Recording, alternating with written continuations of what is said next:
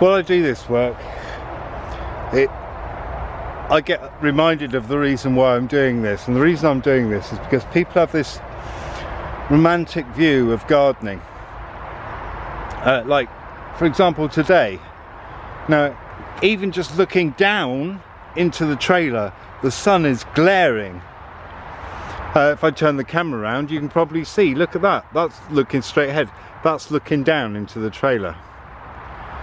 It just glares, so you go around squinting, you can't see what you're doing. I mean, even just digging out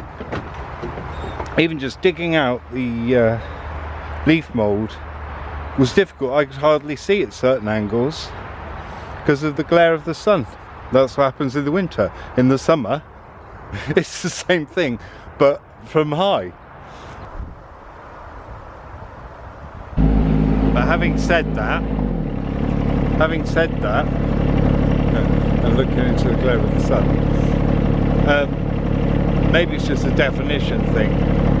Maybe people see gardening as being, 30 metres by 15, whereas all my gardens are big. When I say big, I mean acres. This must be probably at least 3 acres, probably more. Another one's 14 acres. Another one's about the same again with woodlands. So maybe it's a definition thing. Maybe I'm not a gardener. Maybe I'm a country garden manager, because that is what I do.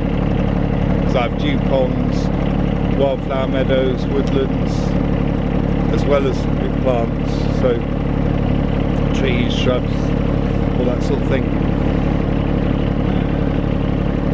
Is it bedtime yet?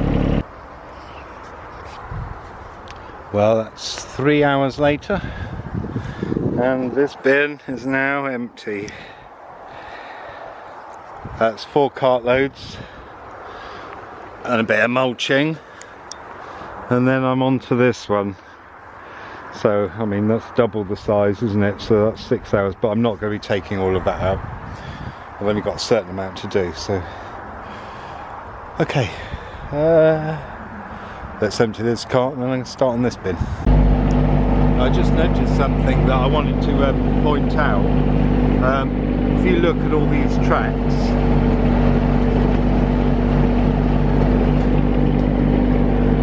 this is called, I don't know what it's called, but this is like spreading the path. So what you do is you don't drive along the same track, you move.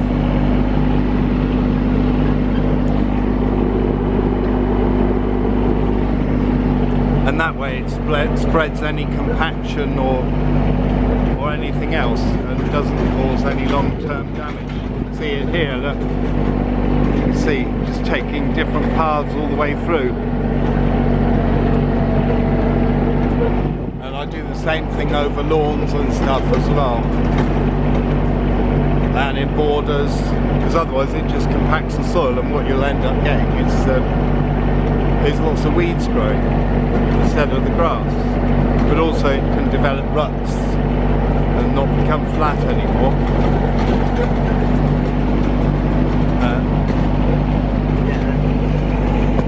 There's all these tracks everywhere, as opposed to one that gets deeper and deeper. Okay, this is how far I've got. That one's empty. I reckon I might use all of that one, but we'll see. Should be dinner time soon. And I left my bread in the freezer. That was clever, wasn't it? Right, the last little load. Yeah, I've been doing this for I don't know how long now. But, well, since I've been here this morning at 8, so it's 6 hours or so, 7. Basically last load, and that's all that's left. But I'm not sure what that's going to be used for. But now we've got some bins to put the leaves in. We should really have one bin for 1 year, one bin for the second year, and one bin that we're using to put on the ground this year, but no one seems to do that practice. Okay, right, let's unload this and see how much time I got left, because then if I got a bit of time I can move some manure. Okay. Well, in case anybody's wondering where it's all going, the bed's there, certain shrubs there, the witch hazel, magnolias, azaleas over there, loads of places, and under here I think this is going to be for lots of cyclamen.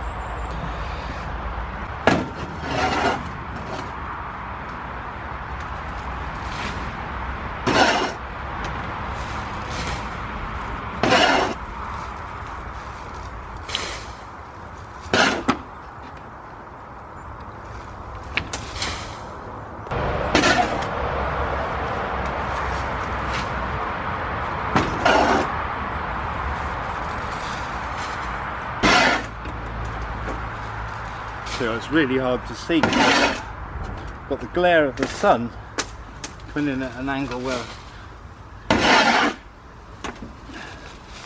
can't really see anything. And I'm not even looking into the air.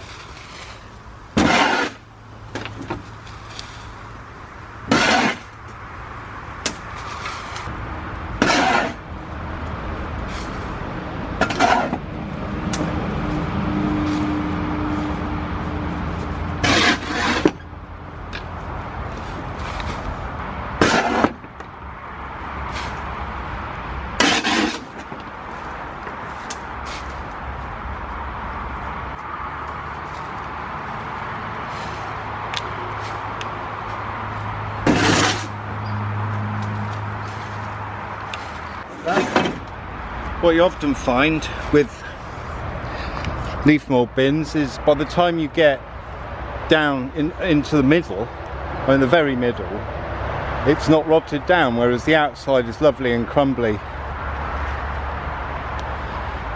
But I did come up with an idea of putting ventilation tubes down, but it's too impractical really. On my way home, thanks for watching. Ta-da!